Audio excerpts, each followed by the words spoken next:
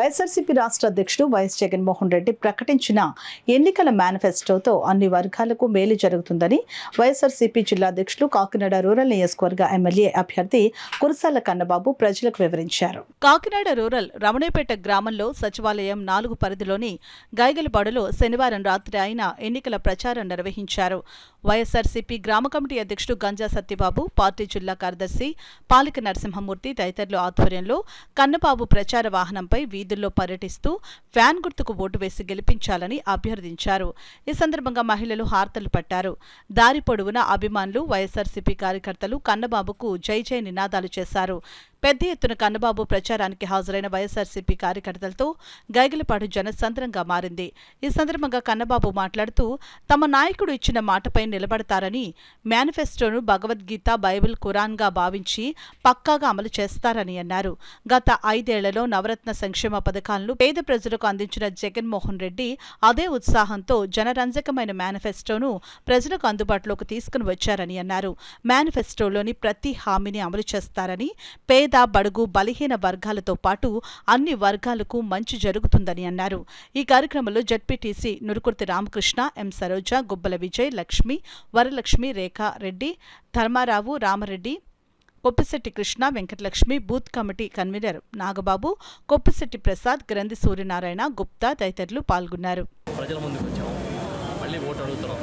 మేము మంచి చేసామని మీకు అనిపిస్తేనే ఓటు అయ్యిందని కూడా ముఖ్యమంత్రి గారు చెప్తున్నారు. మేము కూడా అదే చెప్తున్నాం. మేము మంచి చేసామని మీరు అనుకుంటే, మళ్ళీ మేము మంచి చేస్తామని మీరు నమ్మితే ఓటు ఏమని అడుగుతున్నాం. ఈరోజే మేనిఫెస్టో కూడా రిలీజ్ చేశారు. చెప్పాడంటే చేస్తాడంతే అని ఒక నమ్మకం ఉన్న జగన్మోహన్ రెడ్డి గారు ఎక్కడ అబద్ధాలు కానీ, అబద్ధ కల్పన కానీ లేకుండా కేవలం నిజాయితీగా వాళ్ళ మేనిఫెస్టో రిలీజ్ చేశారు. గతంలో అమలు చేసిన పథకాలన్నింటినీ కూడా మళ్ళీ కొనసాగిస్తారని చెప్పారు. కొన్ని కొత్త పథకాలు కూడా ఇస్తూ ఉన్నారు. ఏవైతే ప్రజల పక్షాన్ని నిలబడి, పేదల పక్షాన్ని నిలబడి ఆయన పనిచేస్తూ ఉన్నారో ఆ రంగాల్లో విద్య, వైద్యం, ఆరోగ్యం, అదేవిధంగా వ్యవసాయం, ఈ రంగాలకి ఊతం ఇచ్చే విధంగా ఈయన ఇవాళ మేనిఫెస్టో ఇవ్వడం జరిగింది. ప్రతి ఒక్కరికి లబ్ధి చేకూర్చడమే వాళ్ళ మా ముఖ్యమంత్రి గారి మేనిఫెస్టో.